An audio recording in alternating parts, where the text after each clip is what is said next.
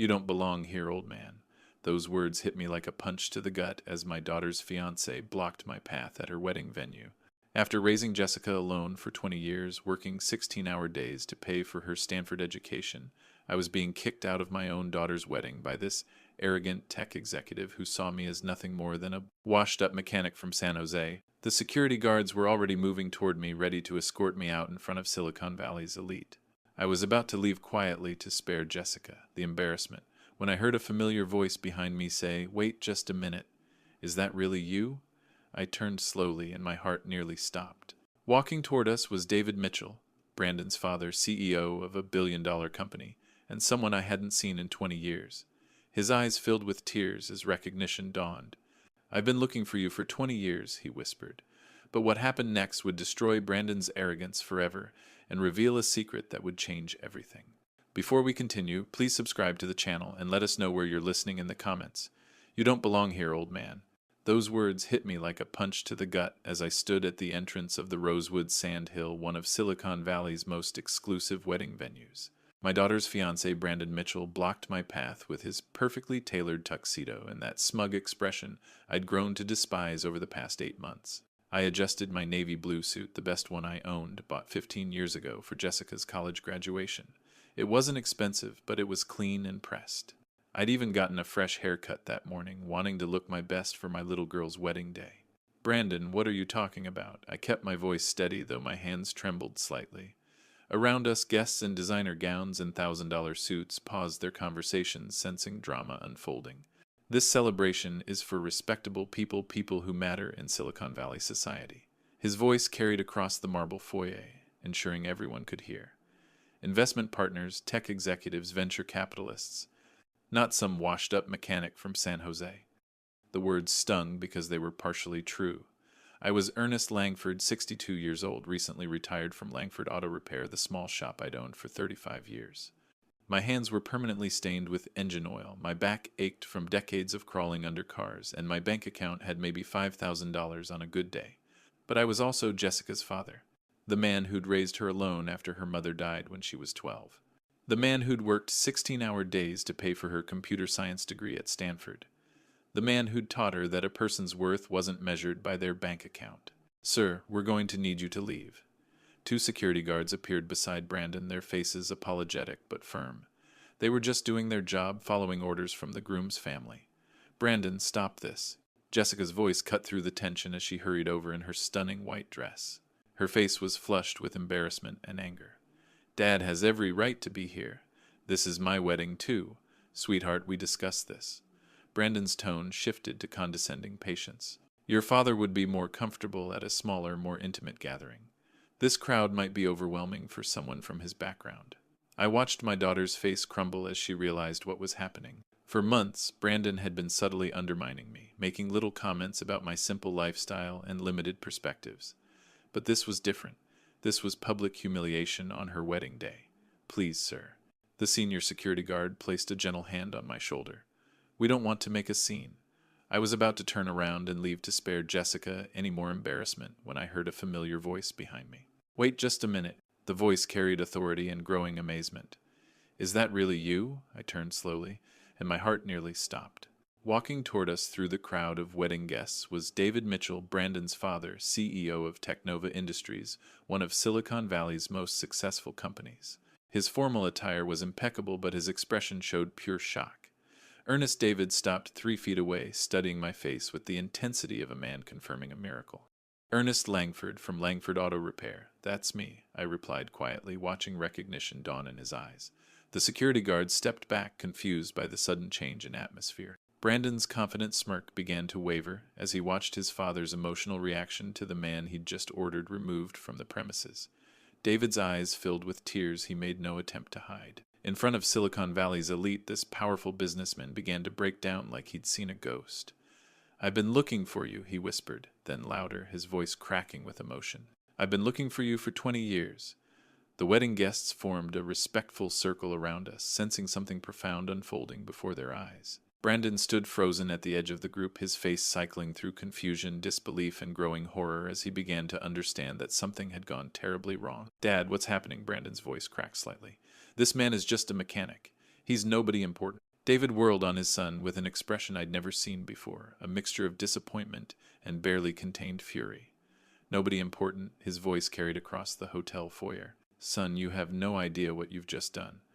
I stood quietly still, processing the shock of seeing David after all these years. The young struggling entrepreneur I'd known 2 decades ago had transformed into this silver-haired titan of industry, but his eyes held the same intensity, the same hunger for knowledge that had drawn me to help him back then. David Mitchell, I said softly, extending my hand. You've done well for yourself. He ignored my hand and pulled me into a fierce embrace, the kind reserved for family members or soldiers who'd survived a war together. Around us, Silicon Valley's elite watched in stunned silence, finally understanding that their social hierarchy had just been completely upended. Ernest, you disappeared, David said, still gripping my shoulders. After Technova went public, I tried everything to find you. Private investigators, veteran organizations even hired a team to track down every auto repair shop in California. You just vanished. I didn't vanish, I replied with a gentle smile. I just kept living my life. Same shop, same neighborhood in San Jose. Maybe your investigators were looking in the wrong tax bracket. A nervous laugh rippled through the crowd at that comment. These were people who understood the brutal honesty of Silicon Valley, where fortunes were made and lost based on who you knew and what you could deliver. Brandon stepped forward, his panic barely controlled. Dad, I don't understand. How do you know this? This person, David said, turning back to his son with that same disappointed expression, is the reason Technova Industries exists. The reason you grew up in mansions instead of homeless shelters. The reason this wedding is even possible. Jessica moved closer to me, her wedding dress rustling softly. For the first time in months, she looked at me with something other than embarrassed tolerance. Dad, what is he talking about? I glanced at David, who nodded encouragingly. The story wasn't mine alone to tell anymore. It belonged to both of us, to the strange friendship that had bridged two very different worlds 20 years ago. Your father, David, announced to the crowd, his voice carrying the practiced authority of a man accustomed to commanding boardrooms, saved my life when I was nobody. A failed startup founder broke desperate and ready to give up on everything. The wedding guests leaned in closer, drawn by the raw emotion in his voice. These were people who lived and breathed startup stories, who understood the mythology of Silicon Valley success. But this wasn't the sanitized version they were used to hearing at investor dinners. I was working 3 jobs just to keep my company alive. David continued, his eyes never leaving mine. Days at a telemarketing firm, evenings doing freelance coding, and nights. He paused, emotion threatening to overwhelm him. Nights I worked as a janitor at Langford Auto Repair. Brandon's face went completely white. The security guards stood awkwardly nearby, clearly unsure whether they should still be involved in whatever this was becoming. Ernest found me there one night in 2004, trying to debug code on an ancient laptop while I mopped floors. I was crying, actually crying, because I couldn't figure out a basic programming problem that was make or break for my company. I remembered that night perfectly. A young man, maybe 28 years old, sitting on the floor of my shop at 2 a.m, surrounded by coding textbooks and empty coffee cups. His face streaked with tears of frustration and exhaustion. He could have ignored me, David said, his voice growing stronger. Could have told me to get back to work. Instead, he sat down on that greasy floor and asked me what I was trying to build. The crowd was completely silent now, hanging on every word. Even the hotel staff had stopped their preparations to listen. And that David said, looking directly at his son, was the beginning of everything. 20 years earlier, 2004, the fluorescent lights of Langford Auto Repair buzzed overhead as I wiped my hands on an old shop rag. It was past midnight, and I should have been home hours ago, but the Hendersons' minivan needed new brakes before morning, and they couldn't afford to miss work again. I'd been running the shop for 12 years by then, ever since I'd saved enough to buy it from old Pete Kowalski. It wasn't much to look at a converted gas station in a working-class neighborhood of San Jose, but it was mine. Every tool, every lift, every coffee-stained calendar on the wall represented years of 16-hour days and skipped meals. That's when I heard it. Soft crying coming from the back corner of the shop near the parts storage area. I grabbed a flashlight and walked quietly toward the sound, thinking maybe a stray cat had gotten trapped inside. Instead, I found a young man sitting cross-legged on the concrete floor, hunched over an ancient laptop that looked like it had survived several wars. He was maybe 28, thin from too little food and too much stress, wearing a janitor's uniform with Dave embroidered on the pocket. Tears streamed down his face as he stared at lines of code that might as well have been hieroglyphics to me. You okay, son? I asked gently, not wanting to startle him. He looked up with red-rimmed eyes, clearly embarrassed to be caught crying at his night job. I'm sorry, Mr. Langford. I know I'm supposed to be cleaning, but He gestured helplessly at the laptop screen. I can't figure this out, and if I don't solve it by tomorrow, my company dies. I set down my flashlight and studied this young man more carefully. Dave, according to his name tag, but something about his intensity reminded me of Jessica when she was working on a particularly challenging school project. That same desperate determination to succeed despite overwhelming odds. What kind of company? I asked, settling down on a nearby crate. My knees protested the movement, but something about this kid's situation intrigued me. Software, he said, wiping his nose with the back of his hand. I'm trying to build a platform that helps small businesses manage their customer relationships. Revolutionary stuff, except I can't get the database queries to work properly, and I've been staring at this code for 6 hours. I didn't understand half of what he'd just said, but I recognized the tone. It was the same voice Jessica used when she talked about her computer science classes at Stanford, full of passion and technical jargon that flew right over my head. Show me, I said. Mr. Langford, you don't have to Dave right, I interrupted gently. I've been fixing things for 40 years. Cars, motorcycles, lawnmowers, Jessica's bicycle when she was 8. Maybe I can't fix computers, but I know something about troubleshooting. Sometimes a fresh pair of eyes helps. For the next hour, Dave walked me through his code, explaining what each section was supposed to do and where it was failing. I couldn't understand the programming language, but I understood problem solving. I understood the methodical process of elimination that separated good mechanics from parts replacers. You're trying to do too much at once, I finally said, pointing at a particularly dense section of code. In my world, when an engine won't start, you don't rebuild the whole thing. You check one system at a time. Fuel, spark, compression. Basic stuff first. Dave stared at me for a long moment, then back at his screen. You're saying I should simplify the query structure. I'm saying maybe you're overthinking it. What's the simplest version of what you're trying to accomplish? He began typing furiously, his fingers flying across the keyboard with renewed purpose. I watched him work, impressed by his focus and determination. This wasn't just a job for him. This was his dream, his future, everything he'd worked for condensed into lines of code on an ancient laptop. Holy shit, he whispered, then immediately looked embarrassed. Sorry, Mr. Langford, but it worked. The simplified query actually works. I smiled, remembering the satisfaction of hearing an engine turn over after hours of troubleshooting. Sometimes the best solutions are the obvious ones. We just make them complicated because we think complicated means better. Dave saved his work 3 times, as if afraid the solution might disappear. Then he looked at me with an expression I'd never forget, a mixture of gratitude and amazement that a mechanic in a greasy uniform had just solved a problem that had stumped him for weeks. Mr. Langford, I don't know how to thank you. Finish cleaning the shop and get some sleep, I said, standing up with a grunt. And Dave, tomorrow night, if you get stuck again, just ask. I may not know computers, but I know problem solving. Over the next 3 months, our midnight coding sessions became routine. Dave would finish his janitorial duties by 11:30, then pull out his laptop and whatever programming challenge was threatening to destroy his startup that week. I'd wrap up my repair work and join him on the shop floor, 2 unlikely partners bridging the gap between carburetors and code. Think of your database like an engine block. I explained one particularly frustrating night in July. Dave had been wrestling with data organization for hours, his customer relationship platform growing more complex by the day. Every piece has to fit perfectly with every other piece or the whole thing seizes up. But the data relationships are so complicated, Dave said, rubbing his tired eyes. Customer information connects to purchase history, which connects to product inventory, which connects to supplier data. It's like a spider web. I walked over to the Honda Civic I'd been working on earlier and popped the hood. Come here. Look at this engine. Fuel system, electrical system, cooling system, exhaust system. All completely different functions, but they all have to work together perfectly. Dave stood beside me, studying the engine with the same intensity he brought to his code. So you're saying I need to think in terms of separate but connected systems? Exactly. And just like an engine, if one system fails, you need to be able to isolate the problem without tearing apart the whole thing. I pointed to various components. Modular design. Each piece does its job, communicates with the others, but can be fixed or replaced independently.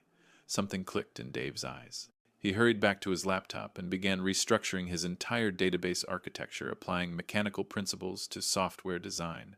I watched him work, marveling at how quickly he absorbed new concepts and translated them into his digital world.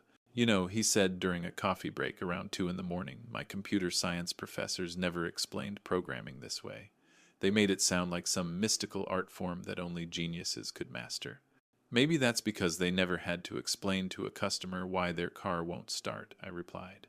In my business, if you can't make it simple enough for regular people to understand, you don't eat. Those late-night conversations became about more than just programming. Dave told me about his struggles with venture capitalists who dismissed his ideas about the 3 previous startups that had failed, about the girlfriend who'd left him because she couldn't handle the uncertainty of dating an entrepreneur. I shared stories about building my business from nothing, about raising Jessica alone after Sarah died, about the satisfaction that came from fixing something that was broken and making it work better than before. The hardest part isn't the technical stuff, Dave confided one night in August. It's believing that what I'm building actually matters. Sometimes I think I'm just another dreamer who's too stubborn to quit. You want to know the difference between dreamers and builders? I asked, wiping grease off my hands. Dreamers talk about what they're going to do someday. Builders show up every night, even when they're exhausted, even when nothing's working, and they keep fixing one problem at a time until the whole thing runs. By September, Dave's platform was actually functioning. Not perfectly, but well enough to demonstrate to potential customers. He'd landed 3 small businesses as beta testers, and the feedback was encouraging. I want to show you something, he said excitedly one night, practically bouncing as he opened his laptop. Remember that database query that was making me cry 3 months ago? Watch this. He ran a demonstration of his customer relationship management system, showing how it could track customer interactions, predict buying patterns, and automate follow-up communications. To me, it looked like magic. To Dave, it represented months of problem-solving, late-night debugging, and mechanical thinking applied to software challenges. This is incredible, son, I said, genuinely impressed. You built something that actually helps people run their businesses better. We built it, Dave corrected firmly. Every major breakthrough came from applying your troubleshooting methods to programming problems. You taught me to think like a mechanic, and it made me a better programmer. That night, as Dave packed up his laptop with unusual excitement, he turned to me with an expression I'd seen before. The same look Jessica had given me when she'd finally mastered riding her bike without training wheels. Mr. Langford, I think I'm ready to quit my other jobs. I think this thing might actually work. What's your gut telling you? I asked. My gut says it's time to bet everything on myself.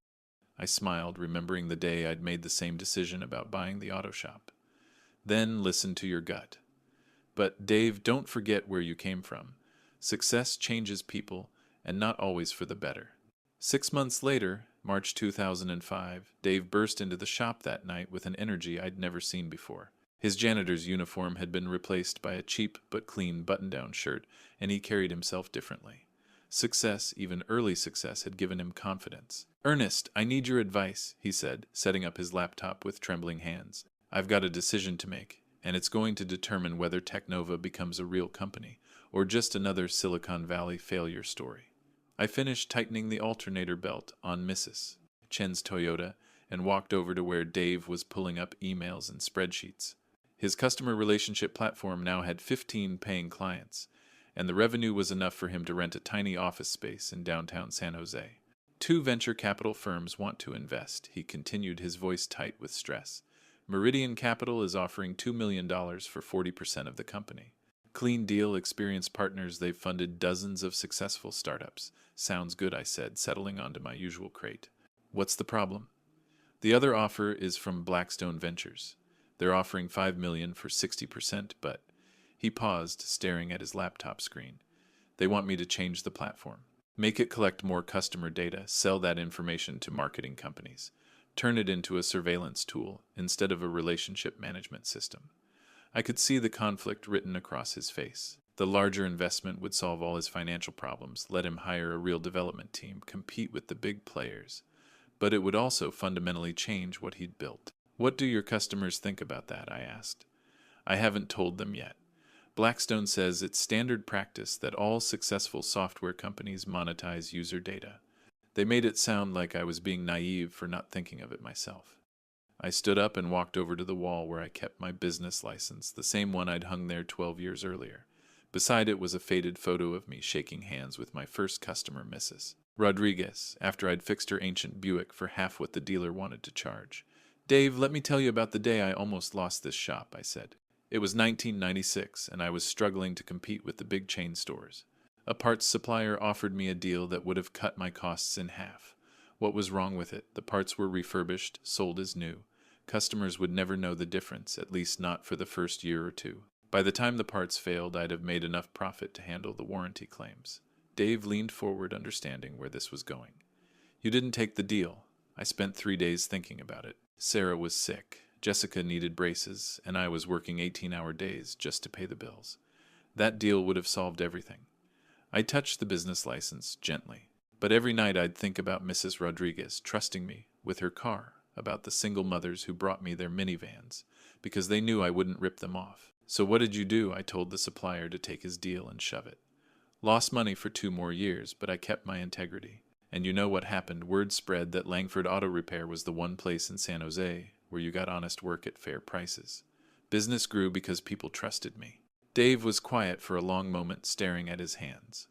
Blackstone's money would let me hire 20 programmers, lease office space in Palo Alto, compete with the big companies. And Meridian's money would let me hire 5 programmers, keep my current office, and build the platform the way I originally envisioned it. I sat back down on my crate watching this young man wrestle with a decision that would define not just his company but his character. Dave, I can't tell you what to do, but I can tell you this: once you compromise your principles for money, it gets easier to compromise them again and again, until one day you wake up and don't recognize the person in the mirror. He closed his laptop and looked at me with the same expression he'd worn that first night when I'd helped him debug his code. You really think I should turn down $3 million extra? I think you should ask yourself which deal lets you sleep at night. Which one lets you look your customers in the eye and tell them you're working in their best interests, not just your own. Dave stood up and paced around the shop past the tool benches and oil-stained workstations that had become as familiar to him as his own apartment. My computer science professors would think I'm insane. Everyone in Silicon Valley says you take the biggest check and figure out the ethics later. Maybe that's why Silicon Valley has so many companies that people don't trust, I replied. The next morning, Dave called me with his decision. He'd chosen Meridian Capital, the smaller investment that would let him build his platform with integrity intact. Within 6 months, Technova had grown to 50 employees and was being courted by Fortune 500 companies who valued privacy and ethical data handling. I watched his success from a distance, proud but not surprised. The young man who'd cried over code in my auto shop had become exactly what Silicon Valley needed: an entrepreneur who understood that sustainable success came from serving customers, not exploiting them. But as Technova grew bigger, our midnight sessions became less frequent. Dave moved to a high-rise office in downtown San Francisco, hired a team of brilliant programmers, and began traveling to conferences and investor meetings. He'd stop by the shop occasionally, always grateful, always respectful, but clearly operating in a different world now.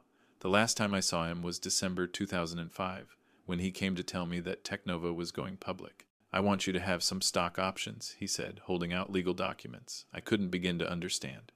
You're the reason this company exists. Keep your stock, son, I replied. Knowing I helped you build something good is payment enough. That was 20 years ago. I never saw Dave Mitchell again, though I followed Technova's success in the business pages of the San Jose Mercury News. Back to the present, David's voice broke as he finished the story, his eyes never leaving mine. Ernest taught me that success without integrity is just expensive failure. Technova is worth $3 billion today because we chose the ethical path he showed me 20 years ago. The silence in the Rosewood Sandhill foyer was deafening. Silicon Valley's elite stood frozen, processing what they'd just heard. The worthless mechanic they'd been prepared to watch get humiliated was actually the moral foundation behind one of their most respected companies. Brandon's face had gone from white to gray to green, cycling through every stage of horrified realization. His hands shook as the full magnitude of his mistake crashed down on him like a tsunami. "Dad," he whispered, his voice barely audible. "I didn't know. I swear I didn't know." "That's exactly the problem, son." David's disappointment was palpable. "You didn't know because you never bothered to ask. You saw a man in a modest suit and decided he was worthless." Jessica stood beside me in her wedding dress, tears streaming down her face, as she finally understood the depth of her fiancé's cruelty. "Brandon, how could you try to throw out my father?" "I was protecting our wedding," Brandon said, desperately grasping for any justification. The guest list is so important, and the photographers and the society pages. You were protecting your image, David corrected sharply, at the expense of the man who made our family's success possible. The wedding guests began murmuring among themselves, their voices creating a low buzz of shock and judgment. These were people who understood power dynamics, who knew that Brandon had just committed social suicide in front of everyone who mattered in Silicon Valley. Mr. Langford Brandon turned to me with desperate eyes. Please, I'm so sorry. I made a terrible mistake. Please don't let this ruin Jessica's wedding day. I looked at this young man who'd spent months treating me like garbage, who'd humiliated me in front of his friends, who'd tried to have me thrown out of my own daughter's wedding. The old me, the younger me, might have enjoyed watching him squirm, might have let him twist in the wind while Silicon Valley's elite witnessed his complete humiliation. But 20 years of fixing broken things had taught me something important about human nature. Sometimes the most broken things were worth saving. Brandon, I said quietly, my voice carrying across the silent foyer. Do you know why I helped your father all those years ago? He shook his head, unable to speak. Because he was willing to admit he didn't know everything. Because when he made mistakes, he learned from them. Because underneath all that panic and desperation, he had a good heart. I stepped closer to Brandon, close enough to see the tears forming in his eyes. The question isn't whether you made a mistake, son. The question is what kind of man you're going to be now that you know better. David watched our interaction with intense interest, probably remembering similar conversations we'd had in my auto shop when he was struggling with difficult decisions. I want to be better, Brandon said, his voice cracking. I want to be the kind of man who deserves Jessica, who deserves to be part of this family.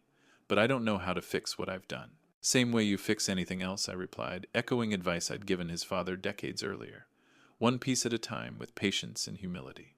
Jessica moved closer to both of us, her wedding dress rustling softly. Dad, what are you saying? I looked at my daughter, beautiful and confused, and caught between two worlds she was trying to bridge.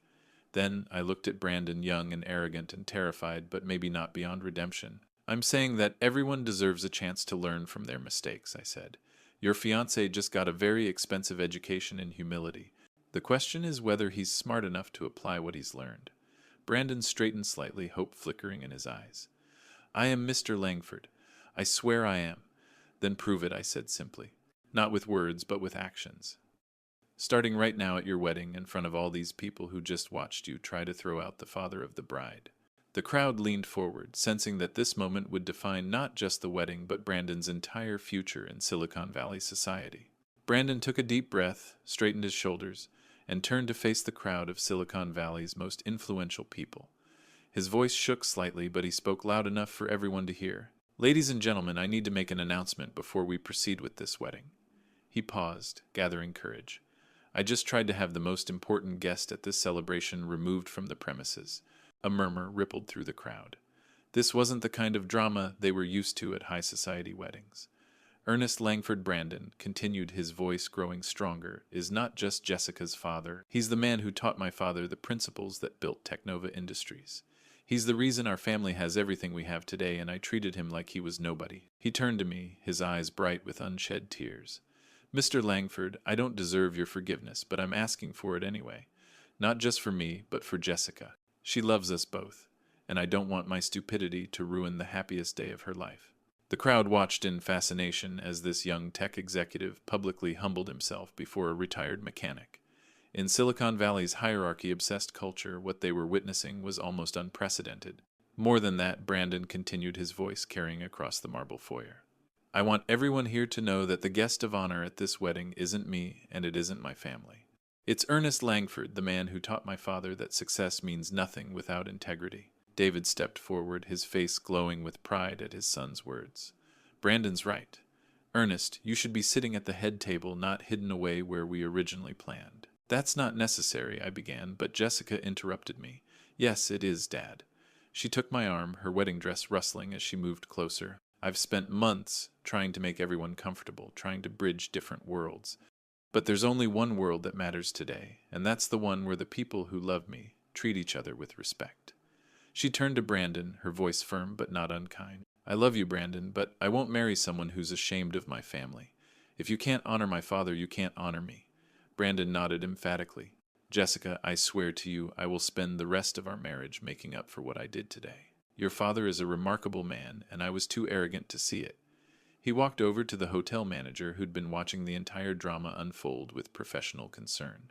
I need you to change the seating arrangements immediately. Mr. Langford should be at the head table, in the place of honor. Of course, sir, the manager replied, clearly relieved that the situation was being resolved without security incidents or negative publicity. David approached me with that same grateful expression I remembered from our late-night sessions in the auto shop. Ernest, I know this isn't how you plan to spend your daughter's wedding day, but would you do me the honor of sitting with my family during the ceremony? I looked around at the faces surrounding me. Jessica radiant in her wedding dress, but with steel in her voice when defending her father. Brandon humbled and desperate to prove himself worthy of redemption. David successful beyond anything we could have imagined 20 years ago, but still carrying the lessons I'd taught him in a greasy auto shop. I'd be honored, I said simply. The crowd began moving toward the ceremony space, their conversations buzzing with excitement about what they'd just witnessed. This would be the wedding story that got told at Silicon Valley dinner parties for years to come. As we walked toward the altar, Jessica squeezed my arm tightly. Dad, I'm so sorry. I should have stood up to Brandon months ago when he first started making those comments about your simple lifestyle. Sweetheart, you were trying to keep peace in your family. That's not something to apologize for. But you're my family too, the most important part of my family. I kissed her forehead gently, tasting salt from the tears she'd been trying to hide. And you're mine. That's never going to change, no matter who you marry or where life takes you. Brandon fell into step beside us, his earlier arrogance replaced by genuine humility. Mr. Langford, I know I have a lot to prove, but I want you to know that I'm going to take care of Jessica the way she deserves. The way you taught her she should be treated. That's all any father wants to hear, son. As we entered the ceremony space with its towering windows overlooking Silicon Valley, I realized that this day had become about more than just a wedding. It had become about the kind of people we choose to be when our character is tested, about the difference between wealth and worth, about the power of grace to transform even the most broken situations. The officiant smiled as we took our places at the front of the room, Ernest Langford of San Jose, sitting in the place of honor at one of Silicon Valley's most exclusive weddings. The ceremony proceeded with a grace I hadn't expected after the dramatic confrontation in the foyer. Jessica looked radiant as she walked down the aisle, her hand resting lightly on my arm, her smile genuine for the first time in months. As we reached the altar, Brandon stepped forward to meet us. Instead of the perfunctory handshake I'd anticipated, he embraced me warmly and whispered, "Thank you for giving me a second chance, and thank you for raising such an incredible woman." I placed Jessica's hand in his, feeling the weight of 32 years of fatherhood passing to someone else. "Take care of her," I said quietly. "She's the best thing I ever did with my life." The officiant, a family friend of the Mitchells, had clearly been briefed on the earlier events. He spoke about love transcending social boundaries, about the importance of family bonds, and about how the strongest marriages were built on foundations of respect and humility. During the reception, David made sure I was introduced to everyone as the man who taught me everything that matters. Tech executives and venture capitalists who would normally dismiss a retired mechanic listened intently as he told abbreviated versions of our story, their respect evident in their handshakes and questions about my mentoring philosophy. But the moment that will stay with me forever came during the father-daughter dance. Jessica and I moved slowly across the dance floor to "The Way You Look Tonight," the same song Sarah and I had danced to at our own wedding 34 years earlier. The crowd watched respectfully, but all I could see was my little girl grown up and beautiful and finally truly happy. "Dad," she whispered as we swayed to the music, "I'm so proud to be your daughter. Even though I embarrassed you in front of all your fancy friends," she pulled back to look at me, her eyes bright with tears. "You didn't embarrass me. You showed everyone what real class looks like. Brandon spent months trying to impress these people with money and status, but you impressed them in 5 minutes just by being yourself. I was just standing up for what's right, sweetheart, same as I taught you to do. That's exactly my point." She smiled through her tears. "You taught me that a person's worth isn't measured by their bank account or their zip code. I forgot that lesson for a while, but I'll never forget it again." As the song ended, Brandon approached us nervously. "Mr. Langford, may I cut in? I'd like to dance with my wife, but first." He turned to address the entire reception. "Ladies and gentlemen, if I could have your attention for a moment." The conversations died down as Silicon Valley's elite turned to listen. "I want to publicly thank Ernest Langford not just for raising the woman I love, but for teaching my family what true success looks like." He paused, his voice growing stronger with conviction. 20 years ago, this man could have taken the easy path when my father needed help. He could have ignored a struggling janitor crying over code in an auto shop. Instead, he chose to mentor someone who had nothing to offer him in return. The crowd listened intently, many of them nodding as they recognized the universal Silicon Valley story of mentorship and guidance. More importantly, Brandon continued when my father faced a critical business decision. Ernest taught him that integrity isn't just good ethics, it's good business. Technova Industries exists today because Ernest Langford showed my father that doing the right thing is always the smart thing. He turned to me, his voice thick with emotion. I spent months treating you like you were beneath my notice, when the truth is, I'm not worthy to shine your shoes. I promise you, and I promise Jessica, and I promise everyone here that I will spend the rest of my life trying to become the kind of man you'd be proud to call your son-in-law. The applause was thunderous, but I barely heard it. I was watching Jessica's face as she looked at her new husband with something I hadn't seen in months, genuine pride and love unmarred by embarrassment or apology. David appeared beside us, raising his champagne glass. To Ernest Langford, he announced, the best teacher I ever had and the finest man I've ever known. To Ernest, the crowd echoed their glasses raised in tribute. As the evening wound down, I found myself on the hotel's terrace, looking out over the lights of Silicon Valley. The same valley where a young man named Dave had once cried over broken code in my auto shop, where dreams were built and fortunes made, where the distance between success and failure could be measured in lines of programming or moments of moral choice. Jessica joined me still in her wedding dress, but with her shoes kicked off and her hair slightly mussed from dancing. Penny, for your thoughts, Dad. Just thinking about how strange life is, I replied. 20 years ago, I was teaching your new father-in-law's dad how to debug code. Tonight, I'm watching you marry his son at one of the fanciest hotels in California. Do you think Mom would have liked Brandon? She asked quietly. I considered the question seriously. I think your mother would have liked the man Brandon became today. The man who was humble enough to admit his mistakes and brave enough to change. As the reception wound down and guests began saying their goodbyes, Brandon found me on the terrace where Jessica and I had been talking. He'd loosened his tie and rolled up his sleeves, looking more relaxed than I'd seen him all day. Mr. Langford, could I have a word? He asked, his earlier arrogance completely gone. Jessica squeezed my hand. I'll give you two some time to talk, she said, kissing both our cheeks before heading back inside. Brandon sat down beside me on the stone bench, staring out at the twinkling lights of Silicon Valley spread below us.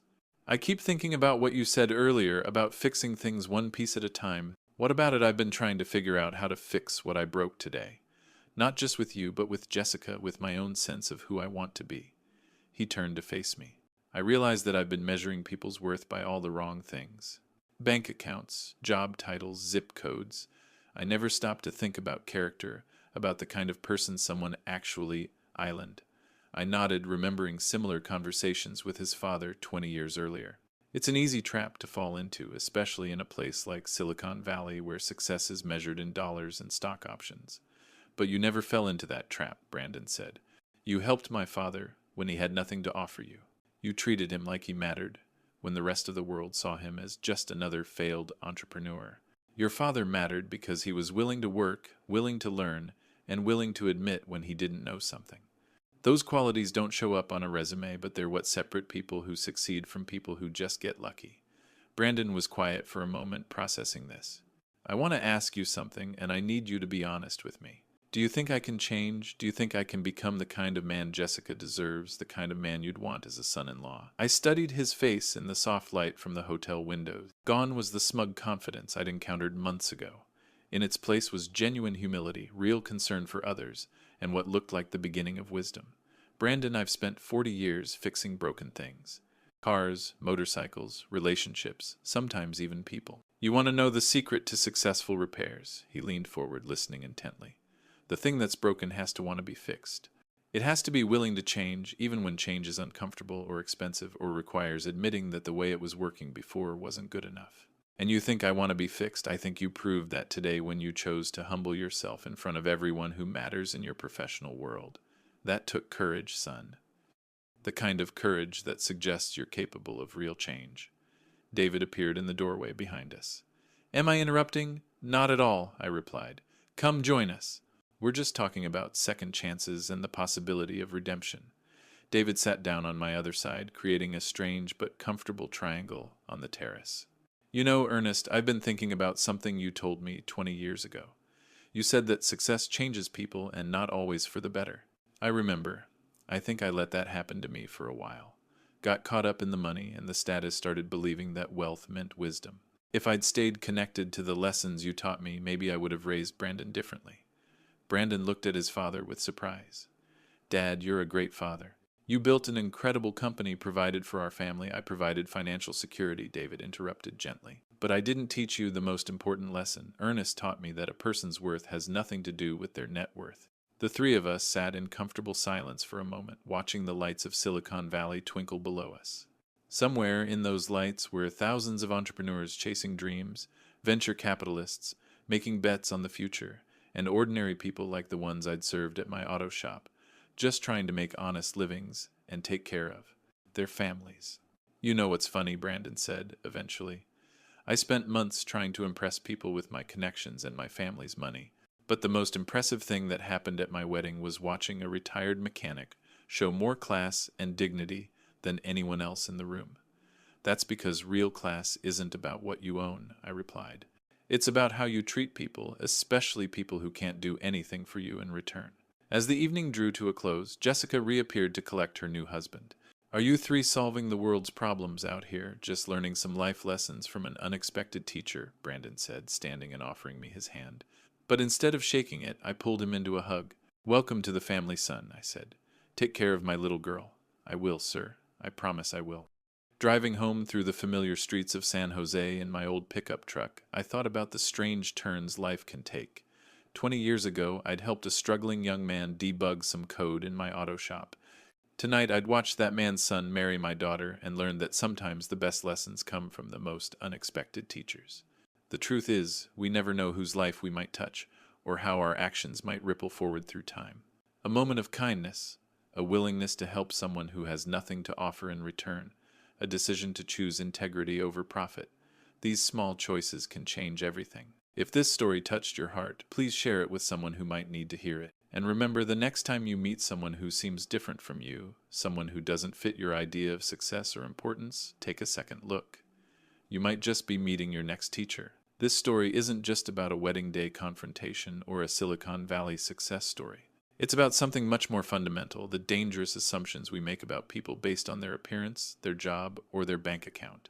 Ernest Langford represents millions of hardworking Americans whose contributions to society are often invisible to those who measure worth in stock options and social status. He's the teacher who stays late to help struggling students, the nurse who holds a patient's hand during their darkest hour, the mechanic who fixes your car honestly when he could easily overcharge you.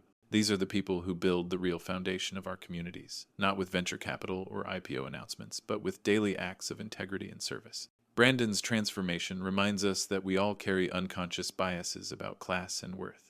How many times have we dismissed someone because they didn't fit our narrow definition of success? How many potential mentors, friends, or teachers have we overlooked because we were too focused on superficial markers of status? What makes Ernest's story so powerful is how his simple act of kindness 20 years ago created waves that touched multiple generations.